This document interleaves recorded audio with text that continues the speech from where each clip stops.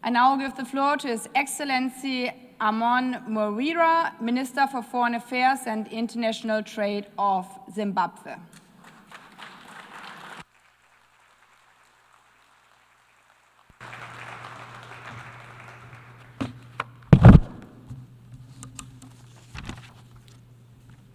Your Excellency, Ms. Annelina Baerbock, President of the 80th Session of the United Nations General Assembly, Your Majesties, Your Excellencies, Heads of State and Government, the Secretary General of the United Nations, Mr. Antonio Guterres, distinguished delegates, ladies and gentlemen, I'm humbled to issue this statement on behalf of His Excellency, the President of the Republic of Zimbabwe, Dr. Edi Mnangagwa. Let me warmly congratulate you, Madam President, on your election as President of the 80th Session of the Assembly. We are confident that under your stewardship, this milestone session will be remembered for renewed multilateral cooperation. Please be assured of Zimbabwe's support throughout your tenure. We also wish to pay tribute to your predecessor, His Excellency Philemon Young, for his leadership during a period marked by heightened geopolitical tensions and a retreat from multilateralism. This 80th anniversary of the signing of the UN Charter is a timely opportunity for us to reflect upon the journey of the past 8 decades. The resolve of the 50 nations that gathered in San Francisco in 1945 was to save the world from the scourge of war and conflict. Today, 193 nations are here to be a witness that since then, the United Nations has endured as the legitimate multilateral institution to address issues of global interest and concern. Yet, we commemorate this milestone at a time of profound uncertainty when the world is confronted by escalating conflicts, economic slowdowns, increasing poverty, and widening inequality, humanitarian tragedies, and the vagaries of climate change. Madam President, on the principle of multilateralism, it is our collective responsibility to recommit to the principles and purposes of the UN Charter for the benefit of the present and future generations. As Zimbabwe, we have anchored our foreign policy on multilateralism, guided by the principle of sovereignty, equality, and peaceful coexistence among nations. We believe that no nation can prosper in isolation.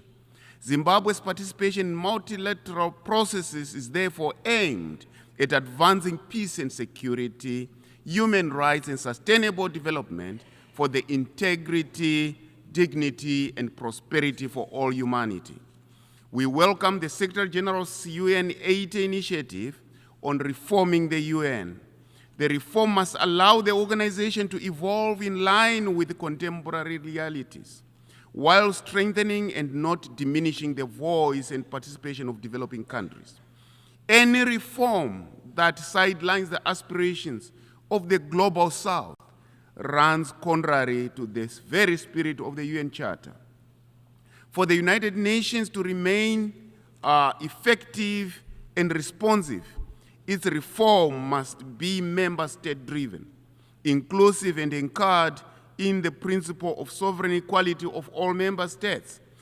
This anniversary must, therefore, serve as a solemn reminder that humanity achieves more by working together than working apart and working against each other.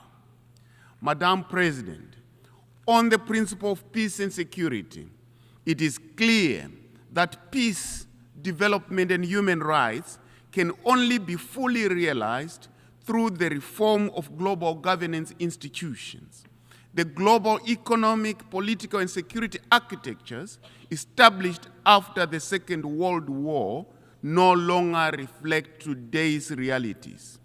In 1945, a large percentage of the current UN member states, including Zimbabwe, were mere colonies. To this end, we reiterate Africa's long-standing call for the comprehensive reform of the United Nations Security Council. Africa's continued total exclusion from the permanent category and underrepresentation among non-permanent members is an aberration which requires urgent redress. Decisions on Africa cannot continue to be made without Africa at the table. We cannot go back to 1884 when Africa was on the menu. Madam President, Zimbabwe underscores the importance of enhanced cooperation between the Security Council and regional organizations, such as the African Union, to address the root causes of conflicts. We believe that sustainable peace cannot be achieved without advancing the women, peace and security, and youth in the agenda. In our region, the Southern African Development Community, SADC, we emphasize inclusive peace processes. We stand by the principle that peace is not merely the absence of war, but the presence of justice, equity, equality, and respect for human dignity. Working with other member states, Zimbabwe has contributed towards the resolution of conflicts in the region, including the spearheading of joint diplomatic efforts with the East African Community under the auspices of SADC in the search for peace in Eastern DRC. Our consistent contribution to UN peacekeeping missions in conflict areas is a testimony to our commitment towards peace and security for all. Zimbabwean peacekeepers have demonstrated a high degree of professionalism wherever they have been deployed. Guided by this legacy of commitment to peace, Zimbabwe has presented its candidature for a non-permanent seat on the United Nations Security Council for the term 2027-2028, determined to share its experiences and make its contributions in promotion of a safe and secure world for all. We trust that our candidature merits the invaluable support of all member states at the election to be held in June 2026. Zimbabwe pursues a doctrine of friend to all and an enemy to none. As such, we are ready and available to work with all members of the United Nations for a peaceful and just world. Madam President, Zimbabwe was born out of a protracted liberation struggle which was armed for freedom and independence, hence its continued solidarity with the people of Palestine and the Western Sahara in their justified search for self-determination. The Palestinians have endured severe, sustained, and systematic injustices under the glare of the international community. This cannot continue. Time has come for the establishment of a lasting peace in the Middle East, especially the implementation of the two-state solution for the peaceful coexistence of both Israel and Palestine. Madam President, on the issue of sustainable development, Zimbabwe has a doctrine of leaving no one and no place behind, which defines the core of our national development trajectory. Guided by our national development strategy, we are undertaking comprehensive reforms and targeted investments to transform and build our country brick by brick, stone by stone, resulting in consistent GDP growth of around 6% for the past few years. Reforms to our critical economic sectors, including agriculture, mining, tourism, and manufacturing, have resulted in significant levels of investment, positively changing the lives and livelihoods of our people. Strengthening our social protection frameworks remain a top priority. The empowerment of women, youth, and persons with disabilities, enhanced inclusivity, and the broad participation in national development processes by all citizens. In addition to Zimbabwe's efforts, is its mainstreaming climate action across all development planning processes. Our focus is on expanding renewable energy use, strengthening early warning systems, scaling up climate-smart agriculture, upping our irrigation systems. Zimbabwe is ready and available to share with the UN member states our successful conservation agriculture technique that we call Pfumvudza Intwasa, which is climate smart as a model, which is among the best, including other economic empowerment models. Madam President, we reaffirm our commitment to the Paris Agreement and the principle of common but differentiated responsibilities. As we approach COP30, Zimbabwe calls on all states to demonstrate greater ambition by enhancing their nationally determined contributions. Madam President, we welcome the adoption of our WAZA program of action for landlocked developing countries. We hope our commitment will be translated into tangible actions in line with the broader objective of reforming the international economic order to make it fairer, more inclusive, and responsive to the need of developing countries. The role of ICT and AI in transforming lives and accelerating development is indisputable. It is, however, equally observed that criminals are using ICT for harmful behavior with serious destabilizing consequences to society. Zimbabwe therefore remains supportive for the establishment of frameworks and strategies to combat the use of technology for criminal purposes.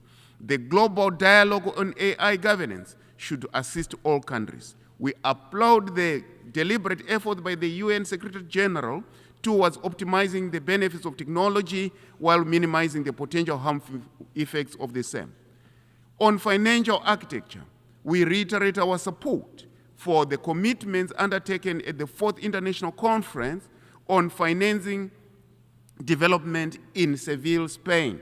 It is important that we implement these commitments and also operationalize the SDG stimulus. Without the means to implement our collective action, regression is inevitable. The global economic and financial system remains skewed against the global south, compounding debt distress and entrenching poverty. The reform of the international financial architecture is a critical necessity to unlock development finance, especially for the developing countries that have remained peripheral to the development chain. Madam President, we emphasize the importance of a fair and rules-based international trading system that ensures equitable opportunities for all nations, particularly developing countries. On the principle of human rights, we uphold the principle of all rights, civil, economic, political, and social, including cultural, that are interdependent and indivisible. We reject attempts to elevate some rights over others. We equally reject the selective, arbitrary, political, and biased application of human rights frameworks and standards. We reaffirm our support through the non-aligned movement for a legally binding covenant on the right to development, an essential framework to strengthen the global development agenda.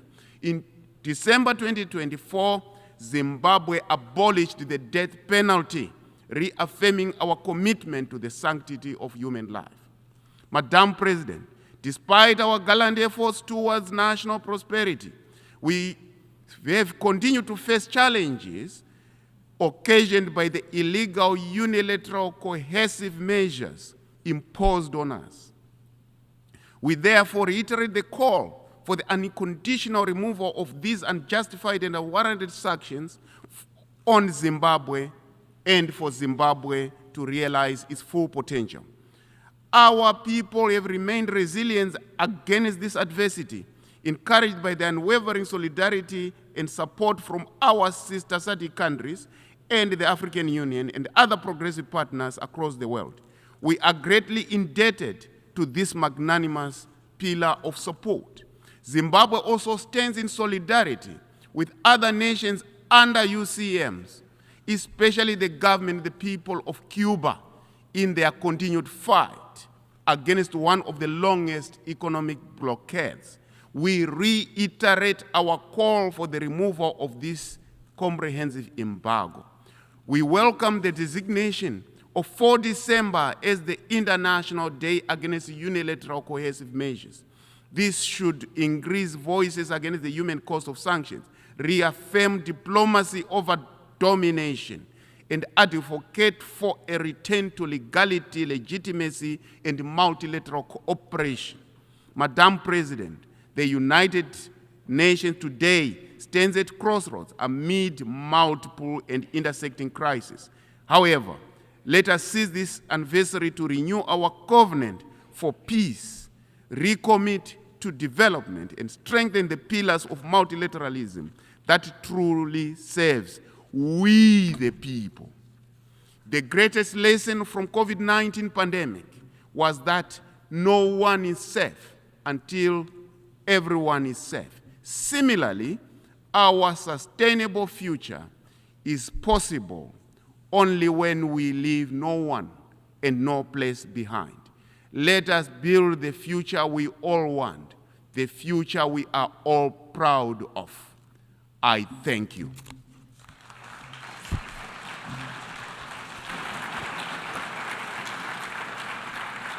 I thank the Minister for Foreign Affairs and International Trade of Zimbabwe.